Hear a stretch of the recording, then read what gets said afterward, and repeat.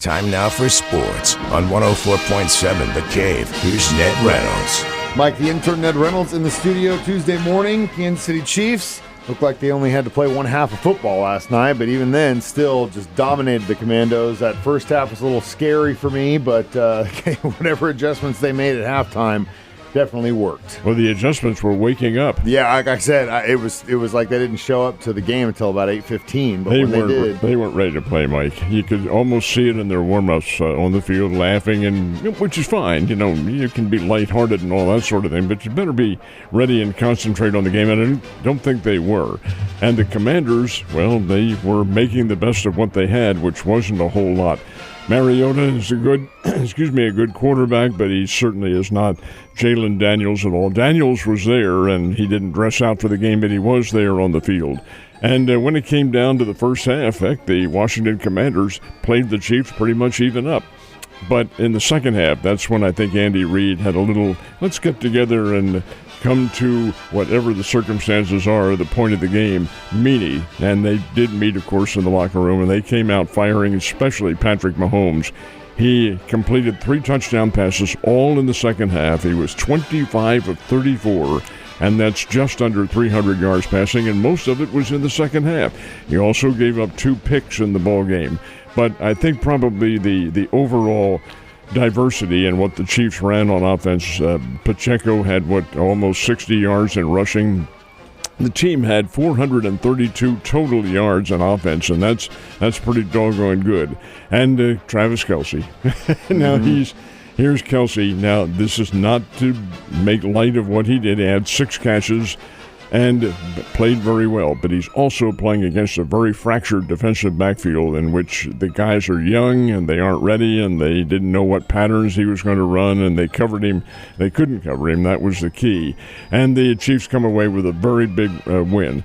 148 yards rushing, 432 yards of total offense. But here's the one disturbing penalty that I found to be personally disturbing anyway, and that's 9 penalties called against Kansas City, one of which was the result of some taunting and so forth and so on. You got to get away from that. Come on, you guys are adults out there. You're playing a hard-hitting game as is. There's no reason to add to it like that, but you lose your tempers rather easily, I guess. Nonetheless, a game the Chiefs had to win, and they did, 28-7 over the Washington Commanders. Next week's a tough one, though. They're going to have the Buffalo Bills in Buffalo. Week. Yeah, short week, and it's this Sunday.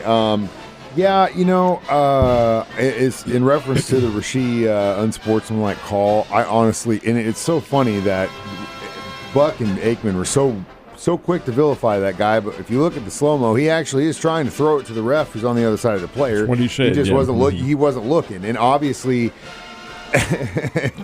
it's just really funny to me that they were just Rice vilify, and then at the very end of sitting there and telling the whole world like, yeah, he threw it in that guy's face. When then Eggman, well, actually no, maybe he was trying to hit the ref.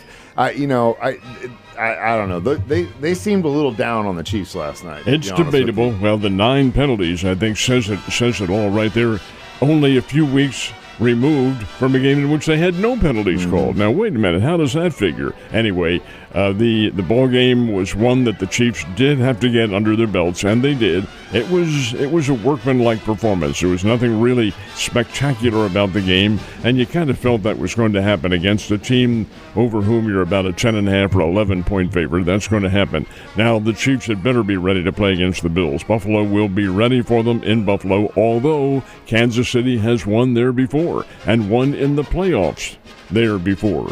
So, again, the game coming up late Sunday afternoon, which, of course, you'll hear right here at 104.7, is, I think, going to be a very good one. I'll be interested to see what the spread is in that game. I suspect that Kansas City will be a very slight favorite, but nonetheless, nice win for them. Definitely. What'd you think of the virtual yard thing? Well, I saw that, and I saw them. Number one, in all honesty, I thought the placement of the ball was wrong. Well, that's what I was getting ready to say.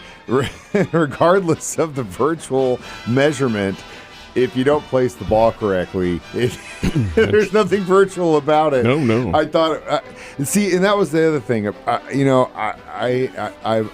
I've been very vocal about it for years about officiating, but it's just there was a lot of inconsistency last night on both sides, 1,000% on both sides. Well, I do understand the purpose behind the virtual measurement for it. Of course, it lessens the length of time in the game and so forth and so on. And that I do understand, and I think it's probably pretty accurate.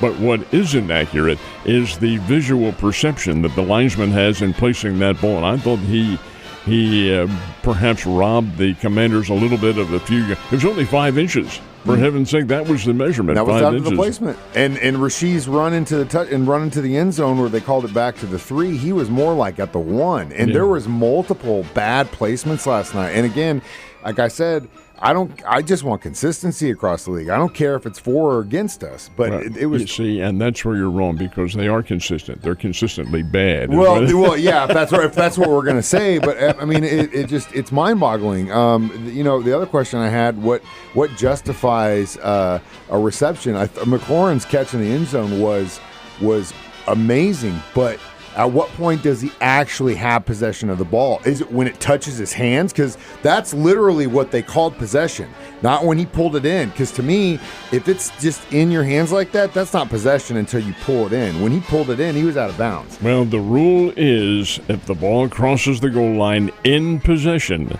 then it's a touchdown or a score. What defines possession, though? Defining possession here is in his hands. Now, does it mean pulling it into the body?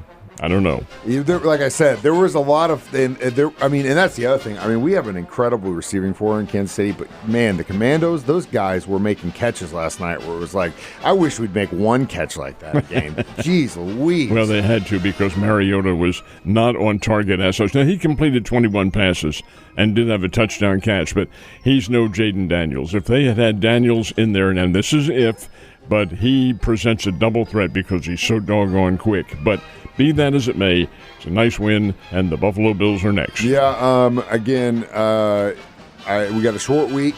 Really looking forward to seeing what those guys can do. They better show up because, like you said, Jaden had been in there. It would have been a completely different ball game, but I also am very thankful because the only thing I really wanted in that game last night was payback against Marcus Mariota for what he did to us in the playoffs a couple years ago, and we got it, baby. Most of us around here were watching the Chiefs Commandos. At the same time, I was definitely checking into what was happening in the World Series. Pretty crazy scenario early on, and then it seemed like the Blue Jays were going to take it, and then all of a sudden here come the Dodgers, and we're in extra innings. And the Dodgers were here they come because they have Shohei Ohtani on the field. All he did, this is incredible when you think about it. And he's the starting pitcher tonight. Okay.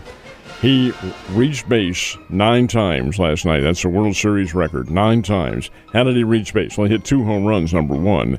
Number 2, had another hit, and then he was walked. He walked 5 times, 4 of which were intentional.